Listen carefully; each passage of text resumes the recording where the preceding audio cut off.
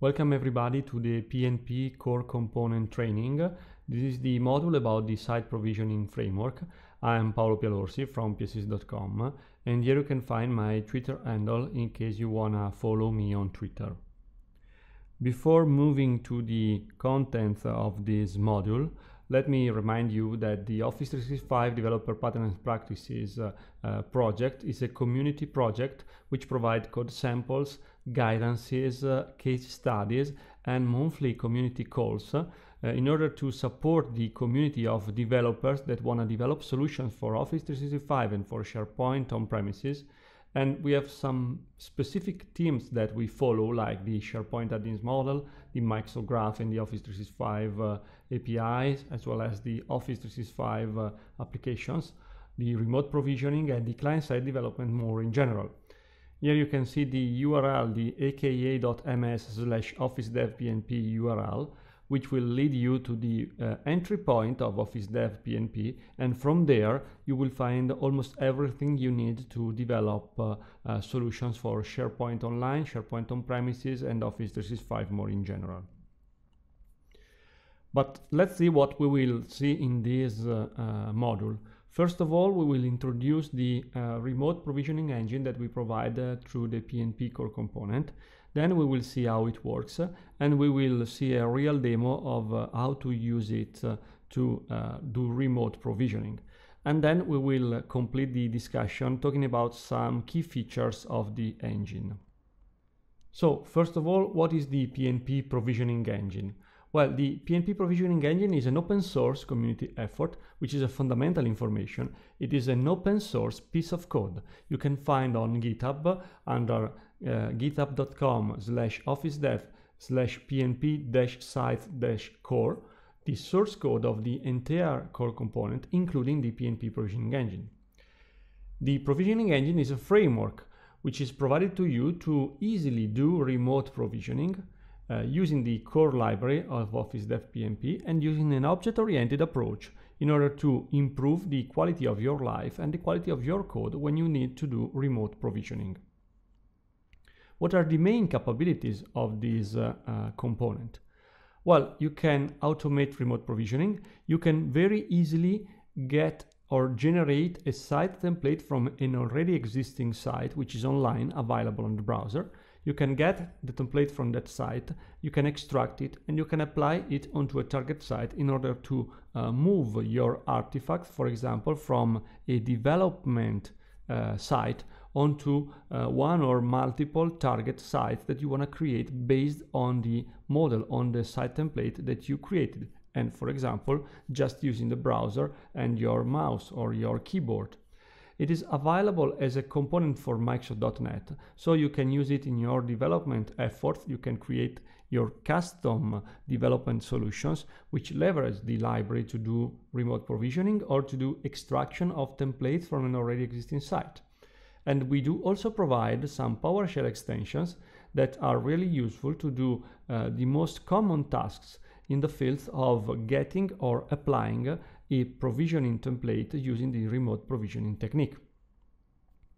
It supports the idea of templating of sites and artifacts. That means you can create one or more templates that you can reuse in your own project so that you can better reuse your artifacts, and you can have a much more valuable return of investments if you are able to reuse what you do in multiple projects and in multiple sites.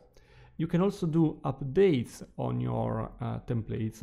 So let's say if you right now create a template from an already existing site and later on you want to update that template site, you can do that. You can extract a new template from that site and you can apply the delta onto any target site so that you can keep your site up to date to a common and shared templating model, which is really powerful when you work in a multi environment like testing and development, staging and production. We have a bunch of customers who use the PNP remote provisioning engine to do templating of artifacts in a development environment and in a development tenant. Then they extract the template from the development tenant. They create a template that they can apply on the staging and on the production environment, and they can keep those staging and production environment in sync with the development efforts simply by extracting multiple templates and applying those templates onto the targets. And the engine will do the delta handling for you. So let's say that you have a template site that you created using just the web browser, just to make an example. And let's say that you also have an empty out-of-the-box theme site, for example, just created in SharePoint Online. Well, you can apply the template that you extract from the template site onto the empty out-of-the-box site, in order to get as a result the out-of-the-box site with all the needed artifacts that you created in the template site created for you using the remote provisioning approach, which basically means that under the cover the engine will use the client-side object model to create all the artifacts. So it will create lists, content types, fields, and whatever else I will show you later what are the supported artifacts in the engine. And by using client-side object model, the PNP Remote Provisioning Engine will create for you and will update for you all these artifacts onto the target site. From a developer perspective, thinking in C#, for example, using .NET Framework, you can simply get access to the web object which represents a website in a site collection, and you can invoke the getProvisioningTemplate method, which is an extension method that we provide through the core component of PNP. And if you target a site which is your site template, you can get back a template object which can be used to be saved onto a template provider, which can be a file system provider, an Azure storage provider, or a SharePoint provider. What are the differences? Well, the file system one will save your template onto a file system file. The Azure storage will, on the contrary, save your file into the Azure Blob Storage. And lastly, the SharePoint template provider will store the file template as a file element in a document library in SharePoint. Regardless the template provider you want to use, and so what will be the persistent storage of your template, the template can be, for example, an XML file, which is not the only format that we support, but it is one of the most used formats. So you can save the artifacts, the list of artifacts and the entire template onto whatever template provider using, for example, an XML file. Just after that, you will be ready to load that XML file from the repository and apply it using the apply provisioning template method onto another target website. So basically, you get the template from a site, you save it somewhere, but if you want, you can simply keep it in memory and use it without saving it. It's not mandatory to save the file on the file system or wherever else. And then you apply that template onto a target simply by invoking the apply provisioning template extension method, and of course by providing the template object that will represent the template that you want to apply. And just after that, the site B will behave and will have the same artifacts as site A, which is the model.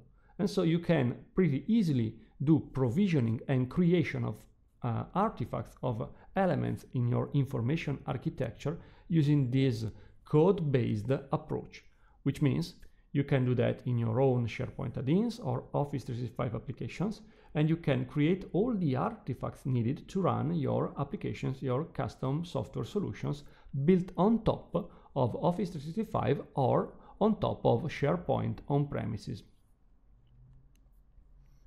What are the key features of the engine? As I already told you, the capability to export and import artifacts and configurations. I want to stress the following information. We do not export contents, files, or pages.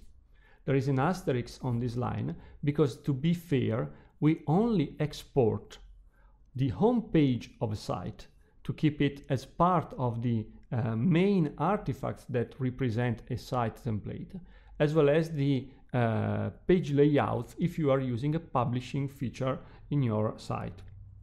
But we do not export files from libraries, we do not export pages from the pages library if you use the publishing features.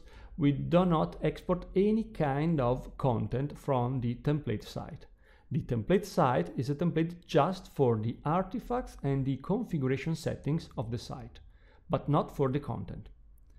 As I already told you, we do support delta handling, so you can do ongoing maintenance of your templates. And we also have an open model for the template formatters. So we are formatter independent. Right now we do support the XML schema, which is based on an XML schema defined at the community level. So we have a community project which defines the schema, and we have the PNP Remote Provisioning Engine, which is another piece of code shared with the community and open source with the community. We also provide support for a JSON serializer in order to create a JSON file which will define your template. But as I told you, it is an open model, so you can create whatever formatter you like.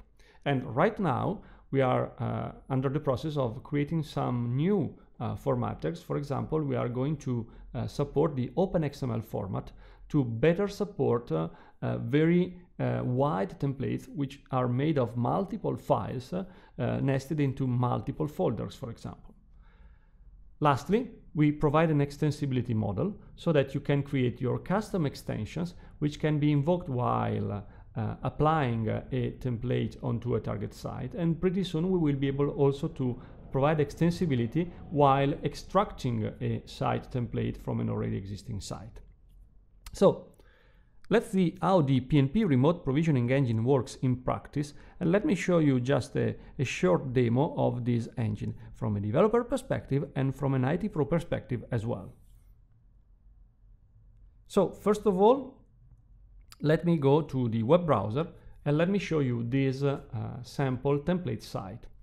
This PNP Provisioning Demo site is made of some simple artifacts like a document library called invoices, which of course, as the name implies, will host a list of invoices with some metadata information. We also have a price list, which is a list of products and prices. We also have our list of invoices, which has some custom fields like the invoice date, the invoice number, and the invoice sent on date. Right now we have also some content inside this template site, and let me show you. In the price list, for example, we have the capability to add a new price for a new product by leveraging not only the classic fields but also the taxonomy fields. So for example, I can create a custom product for core component training, and I can say that this price will refer to a specific product, which could be, for example, in Office 365 SharePoint Online. And as you can see, I'm using the taxonomy field to select the proper product, and I can provide a price for this service. Okay? Moreover, we have some settings like the custom logo, we have the custom background image, we have some other information inside my site. And what we can do now is to extract this site as a template and apply this site onto a fresh new and out-of-the-box theme site that I have created in my tenant. So let me show you how to do that. First of all, I will go into Visual Studio and I will create a new project, which could be a console application or whatever else. As long as it is a .NET application, it works properly with the PNP Remote Provisioning Engine. I will call this application Core Component Training 01. And first of all, in order to use the PNP Remote Provisioning Engine, I will have to add a reference to a new get package, which will be the one of the Office Dev PNP. So I can search for Office Dev PNP. Here I can find two editions of the core component, the 15.1 targets on premises, as you already know, and the 16.1 targets online, which is my focus right now in my demo. I will install the latest version of the core component, and pretty soon I will have the entire ecosystem available to play with the core component, and my focus will be just the remote provisioning engine. I have of course to accept what will be done by the NuGet package manager, and I will also have to accept the licenses of all the products that will be installed, of all the libraries that will be installed in my custom solution. And here I am. And just after a few seconds, I will have the Office Dev PNP core library for SharePoint Online ready to go in my project. We are pretty close to the availability of the library. Okay, pretty close to the end. And just after that, we will be ready to play with the library. As you can see, the core component is adding all the dependencies by itself. So just after that, and the process has just finished, you will be ready to play with it without any further need. And so if I close the package manager, I can go back here and I can play with my Visual Studio project. Now, let's say that I want to play with a web object from the client-side object model of SharePoint, which has to be referenced using the using statement. If I have a web object, let's call it web, I can invoke the get provisioning template method to extract the template from a live site, or I can call the apply provisioning template method to apply a template onto this site, as I told you during the presentation. So now let me play with some real stuff. Let me use some code snippet to make it easier for me to write and for you to follow the explanation. And let's see what we can do. So first of all, let me add some infrastructural information, like those required to retrieve some inputs from the end user, like the source site that I want to use to retrieve the template and the target site on top of which I want to apply a template, as well as the username and the password that I will use to securely access my target environment. And because I will securely access the environment, I will use a secure string to store my password, which has to be retrieved using a dedicated method, which will be this guy, which will retrieve from the console the secure string which represents my password. Moreover, I will have to connect onto my target SharePoint Online environment and to get a reference to the source template site. So let me do that. Connect to SPO.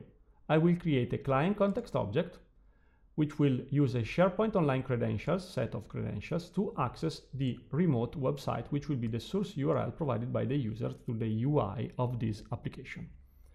Just after that, I will be ready to extract, to get a template from my site. So, for example, I will do something like that.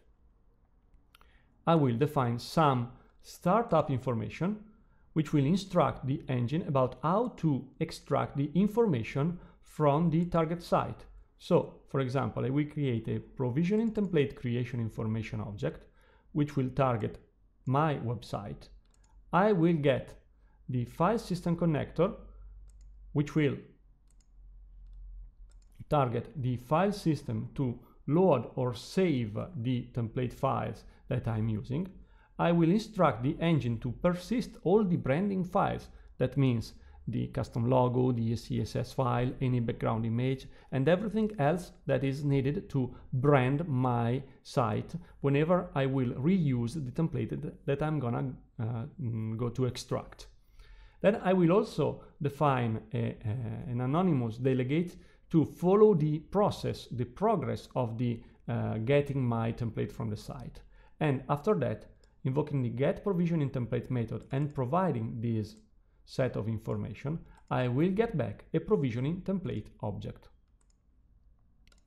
which is basically a domain model object, which will be made of a set of collections of items like content types, like features, files, lists, and so on. So within this domain model object, I will have all the information related to the template I've just extracted from my site.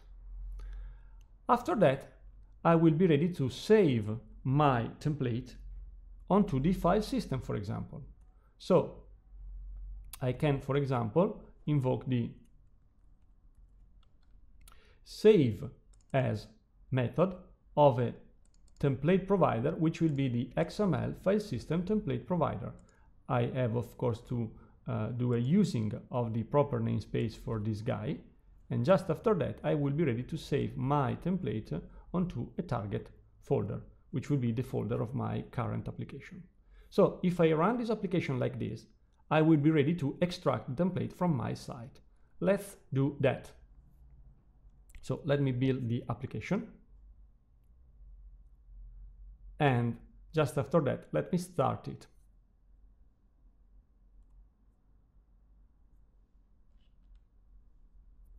I will have to provide to the application the URL of the source site, which is this one, the PNP Provisioning Demo. I will have to provide the target site URL, which is not yet used by the application, so it could be anything to be fair, but I will still use the proper one. I will have to provide my credentials on my own tenant, and of course my password. Okay, let me put a breakpoint in my code just to show you what happens.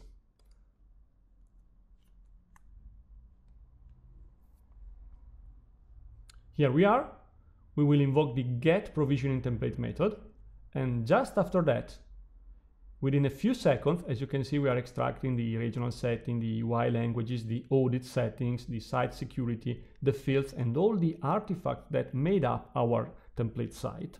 And just after that, inside the template object, I will have all the information represented through the domain model object, which defines a provisioning template object. It usually takes quite a long while extracting the list instances because it is one of the most complex sections of any template site, and the same for the composed look and any page contents. And pretty soon we are at step 11 of 14 steps. You will see we are extracting workflows, web settings, and we are done. And here we have an object which is a complex type, which is made, for example, of a list of lists, which are the invoices list, here it is, as well as the price list, as you can see. And we also have all the other artifacts extracted from the template site. I will save my file on the file system, and so far I am done with this first demo. If I open my project folder, here you will see that I have my PNP Provisioning Demo XML file, and if I double click on it, you can see it is an XML file with a bunch of information which defines all the artifacts which have been extracted from the template site. You can recognize that we have a section of site fields, which are the site columns. We have some content types. We have some lists with all the views. We have the price list.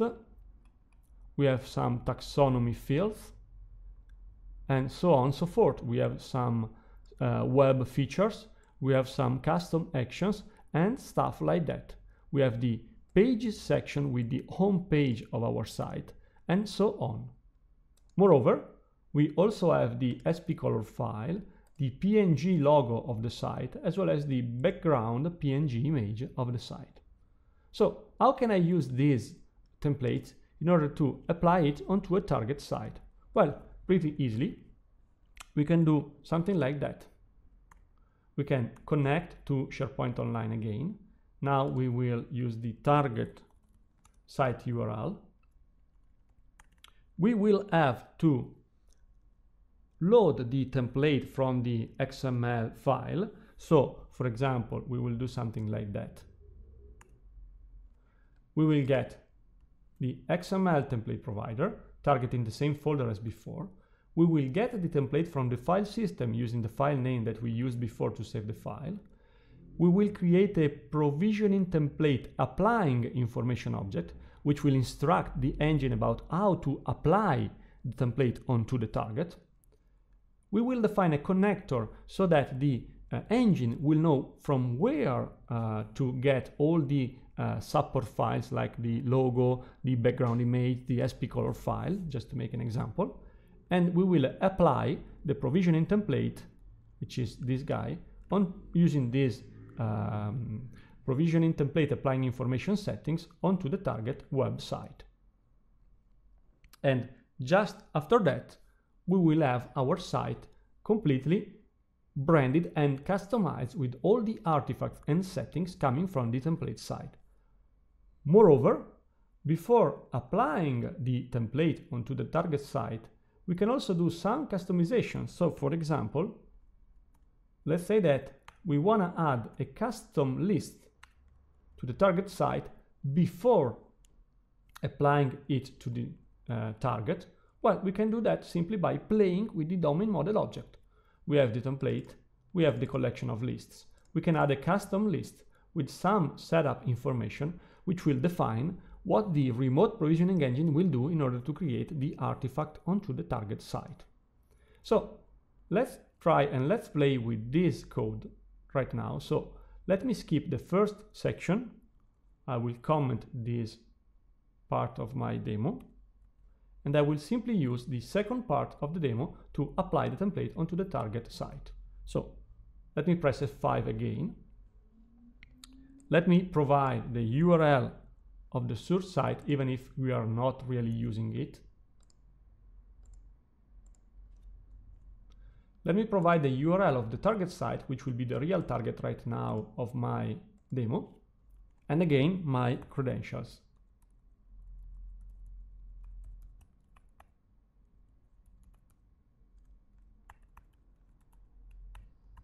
Here they are. So let me put another breakpoint here. Okay, we already have it, sorry about that. And here we are. Let's create the client context, right? Let's define the SharePoint Online credentials and all the settings needed to play with the provisioning template. Let me load through the provider the template from the file system, and I have back my template that I saved before on the file system. Let me set up the provisioning template applying information. Let me configure my custom list just created in my custom code, and let me apply the template.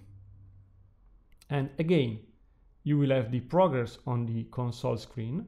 We are applying 12 steps. We are at step 5 of 12 right now. We are creating the content types. Then we will create all the list instances and all the other artifacts needed by the target site in order to be as like as the source template site. Okay, list instances. It will take a while, as I told you.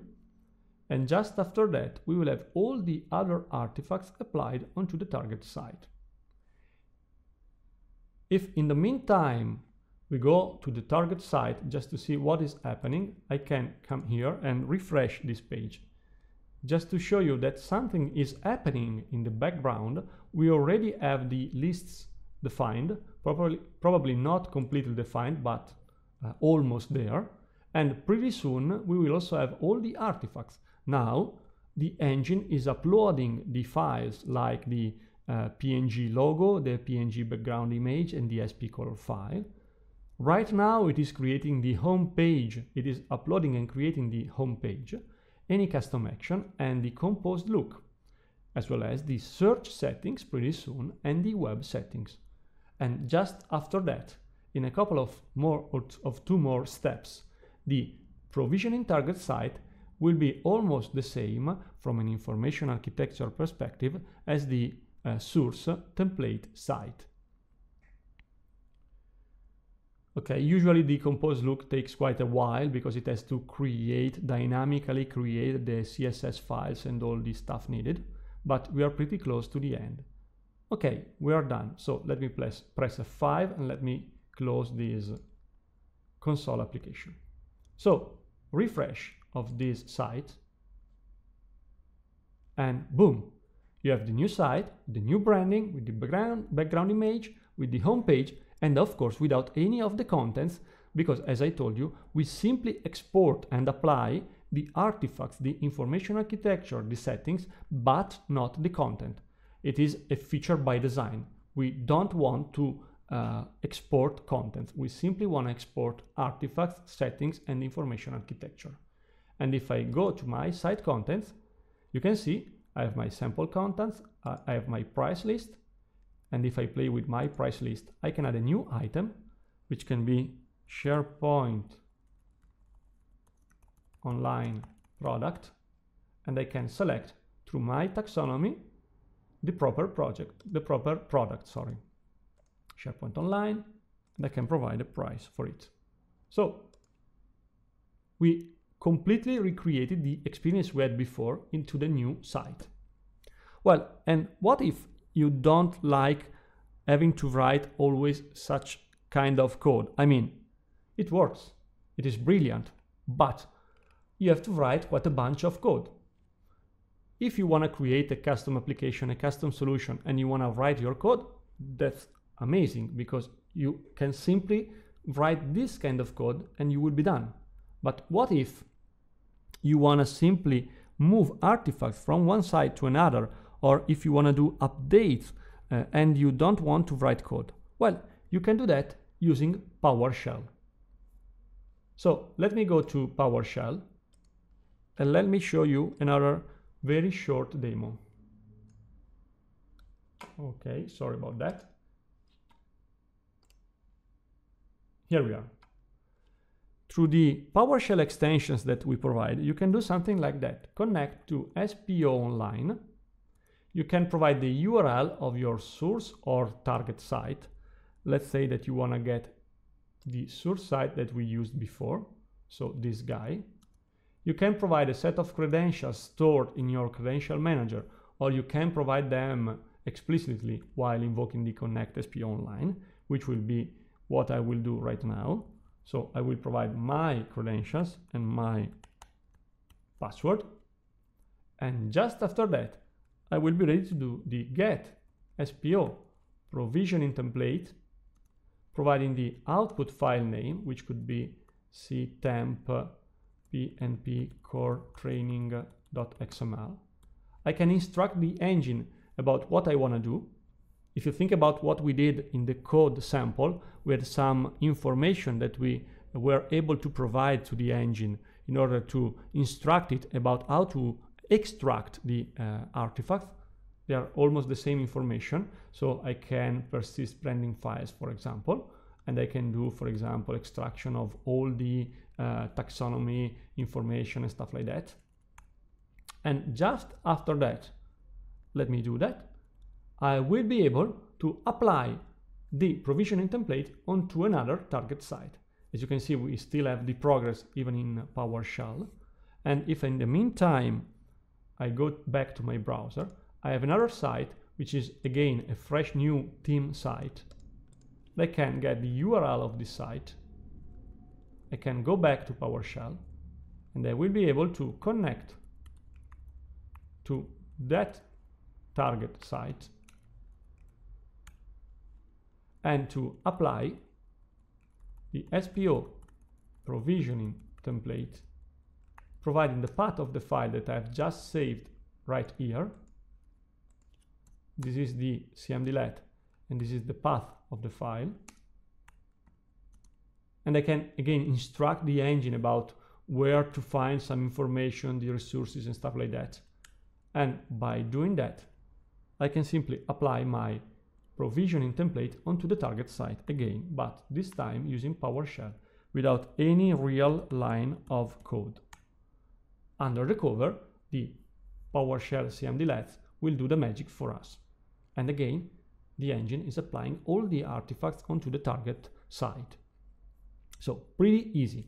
And in case of any update onto the source template site, you will simply need to extract one more time the template and apply it one more time onto any target. And the engine under the cover will keep in sync the target site with the latest version of the provisioning template. Again, I can go back to the browser and show you that the list instances are popping up. Here they are. And pretty soon this site will behave as this guy and this guy as well. So let me go back to my presentation just to wrap up with some more useful information. First of all, as I told you, we do provide delta handling. We use base templates to implement delta handling. I mean, whenever we extract a template from a site, we extract the template making a comparison with the original out-of-the-box base template, which could be the team site, the blog site, the publishing site, or whatever else. We store internally in the engine the base template created based on the out-of-the-box main site templates available in SharePoint and SharePoint Online. Then we use it also to do delta handling when we manage the update of artifacts across multiple versions of the site template. And when we do that, we always handle updates and additions. We do not, again intentionally, it is another feature by design, we do not remove or delete anything, because we don't want to lose your information. So if you remove a field or a list from the source site template, we will not remove that field or that list from the target site. But if you add a new list, if you add a new field, if you add a new content type or whatever else, if you update a content type, we will do that onto any target site that you can keep in sync with the template site. From a general perspective, this is a long list of capabilities and features provided by the engine. We support SharePoint 2013 and SharePoint Online, and we are in the process of supporting SharePoint 2016. We do Delta templates, we support XML and JSON, site columns, content types, and lists and libraries. We support features, custom actions, files and pages. That means we do not extract files and pages, but if you want, when you apply a template, you can manually add files and pages to the template file or to the template domain model, and we will add them, we will create them onto the target site. We support taxonomies, decomposed look as you saw, policies for the site and for the web settings and regional settings. We support multi-language UI and resource files to provide resource-based titles and display names for fields and lists, for example. We can set up the audit settings using this engine. We can also extract and apply workflows as long as they have been created using SharePoint Designer. We do not support Visual Studio workflows so far. We export and apply the search settings, and we also handle some publishing related capabilities, like for example the page layouts and the master pages. So it's a long list of features. We are really proud of the remote provisioning engine, and we think that it is the future of provisioning of artifacts in SharePoint on-premises and SharePoint Online. But above all, it is a community project. So please feel free and more than welcome to contribute with issues, if any, with pull requests and with Yammer threads. We will be very, very happy to support the community and provide information and guidances about how to use the PNP Remote Provisioning Engine. As a final recap, I want to remind you that we have a bunch of URLs available out there on the internet network, where you can find a bunch of information like videos on Channel Line, MSDN articles, the Yammer network, the Office Dev PNP Twitter account, as well as the monthly call that we make, of course on a monthly basis, to share what we do with the entire community. Hope you enjoyed this module about the site remote provisioning, and I want to thank you one last time for following this module and more in general for using the PNP stuff. Thank you.